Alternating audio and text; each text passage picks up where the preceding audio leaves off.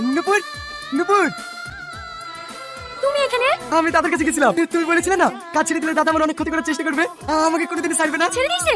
হ্যাঁ, আমি কাজ ছেড়ে দেওয়াতে দাদা অনেক খুশি। কি বলছিল জানো? কি? আমি তোমাকে বিয়ে করে সুখে সংসার করবো, দাদা তো এটাই চাই। সত্যি? হ্যাঁ। তুমি দাঁড়াও, তোমার সাথে আমার অনেক কথা আছে, আমি আসছি। Good morning student. Good morning sir. Nupur, তুমি ব্যাগ নিয়ে কোথায় যাচ্ছ? কোথাও না স্যার। কি বলো, আসো। দেখতে পাচ্ছ না স্যার চলে এসছে? তুমি যাও, আমি একটু পরে আসছি। ঠিক আছে, আমি নদীর ধারে বসছি, তুমি তাড়াতাড়ি আসবা।